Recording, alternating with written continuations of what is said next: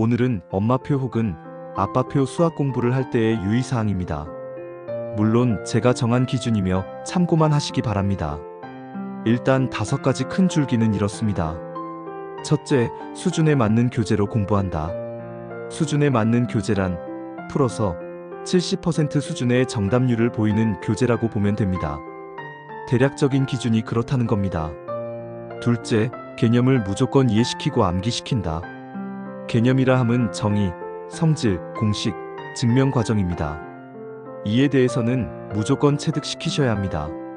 셋째, 충분한 시간을 주어 혼자 풀게 합니다. 물론 수준에 맞는 문제여야 합니다. 저 같은 경우는 현행 최상위세는 99% 혼자 풀었고 1% 정도는 힌트를 주어 풀게 하였습니다. 넷째, 저는 왜라는 질문을 많이 합니다. 왜 답이 그렇게 나왔어? 어떤 개념 활용했어? 틀린 이유가 뭐야? 식을 잘못 세웠어? 아님 계산을 잘못했어? 계산은 어느 부분 잘못했어? 약분안했어? 아님 곱셈 실수? 마지막은 가장 중요한 겁니다. 절대로 틀린 거나 이해 못하는 것에 대해 혼내지 않는다. 사실 이 부분이 매우 어렵습니다. 그런데 그렇게 하셔야 합니다. 절대로 틀리거나 이해 못하거나 빨리 못 푼다고 해서 혼내시면 안 됩니다.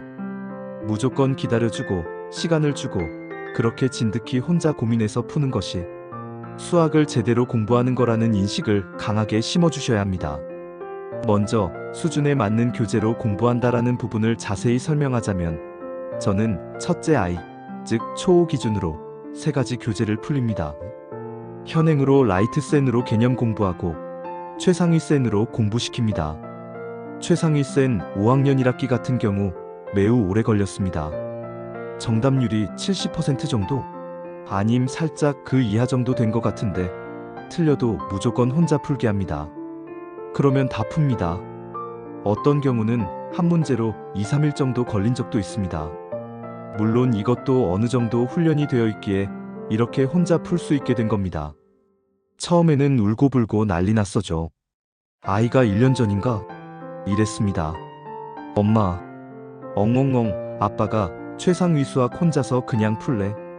그리고 센과 동시에 나가는 부분이 연산입니다. 연산은 기탄 수학으로 돌리고 있으며 6학년 2학기 부분 거의 끝나갑니다. 마지막으로 사용하는 교재가 감각수학입니다. 둘신의 수학이라고 대형 출판사는 아니고 개인이 만드신 교재인데 나름 짜임새가 좋고 해서 특정 부분에 한해 이 교재를 사용합니다. 1년 전에는 분수 파트를 사서 풀게 했으며 초등 6학년 개념 공부 들어가기 전에 비와 비례식 파트 사서 풀려볼 생각입니다. 물론 그 전에는 이것저것 살짝 시켜봤는데 지금은 딱 이렇게만 활용합니다. 이것만 시키기에도 빠듯합니다. 언감생신, 선행은 할 생각도 못합니다. 문제풀이는 라이트센과 최상위센, 연산은 기탄, 그리고 특정 파트에 한해서는 감각수학. 이 정도입니다. 참고로 라이트센과 최상위센을 공부하는 이유는 문제 수가 가장 적기 때문입니다. 그리고 개념 공부 관련해서는 아직 초등은 혼자 라이트센 보고 개념 이해하고 스스로 공부합니다. 초등이라 아직 개념이 그리 어렵지 않아서 혼자 읽고 이해하라고 하고 모르는 거 물어보면 설명해 줍니다. 만약 제가 설명이 부족하면 챗GPT나 유튜브 영상 찾아줍니다. 참고로 중학교 수학은 교과서로 공부시킬 예정입니다. 제가 교과서 2종으로 최근 중학교 수학 공부해봤는데 교과서가 최고입니다. 설명 잘 되어 있고 문제 콜도 좋고 세 번째로 충분한 시간을 주어 혼자 풀게 하는데 이 부분이 핵심입니다. 사실 이 부분만 되면 8분 응선은 넘었다고 생각합니다. 처음에 이렇게 시작하면 아이는 어려운 문제 접할 때마다 부모에게 이렇게 쫑알쫑알거릴 겁니다. 뭐야? 무슨 소리야? 뭐래? 아빠 이 문제 모르겠어요. 이런 식의 말을 몇 개월 동안 들었던 것 같습니다. 물론 지금은 익숙해서 혼자 조용히 풉니다. 진짜 수학 공부의 핵심은 이겁니다. 문제가 이해 안 되면 이해될 때까지 읽고 안 풀리면 풀릴 때까지 풀면 됩니다. 그러면 99% 해결됩니다. 단 전제 조건이 있죠. 수준에 맞는 교재를 사용해야 합니다. 사실 저도 수포자이지만 아름아름 중학 수학도 교과서로 한 번 돌았고 고등 수학도 교과서로 한 번 정도 돌았습니다. 공통 수학까지는 돌았고 미적, 확통, 기하는 아직 못 봤는데 기회되면 해보려고요. 어쨌든 저도 처음으로 수학 공부를 열린 마음으로 해보니 여기서 열린 마음이란 진짜 궁금증을 가지고 왜 이런 개념이 쓰이고 증명을 모두 직접 해보고 문제가 풀릴 때까지 고민해보니 알겠더라고요. 아, 이 방법이 최고이구나. 그리고 사실 요즘 이런 생각도 듭니다. AI가 판을 치는 요즘 대세에 10년 뒤면 학벌이 과연 중요할까? 그래서 수학도 입시를 어느 정도 내려놓고 본질적 공부, 즉 문제 해결력 위주로 키워도 되지 않을까 하는 생각도 듭니다. 물론 지금 생각입니다. 중학교, 고등학교 가서 아이가 수학 성적 안 나오면 속상할지도 모릅니다. 넷째로 엄마든 아빠든 질문을 계속 해줘야 합니다. 왜라는 질문. 이건 지겹도록 해주셔야 아이가 말을 하기 시작할 겁니다. 저희 둘째는 초1인데 국어 독해 문제집 하고 있는데 제가 계속 왜 답이 그거야 라고 물어보면 짜증냅니다. 그래도 계속 질문하려고요. 마지막으로 아이를 혼내야 할 때의 경우입니다. 성적 결과나 이해를 못하는 포인트에서는 절대 혼을 내서는 안 됩니다. 오히려 잘 틀렸다. 그래야 공부할 기회가 있지라고 격려를 해주셔야 합니다. 결과에 집착하시면 수학 정서가 무너집니다.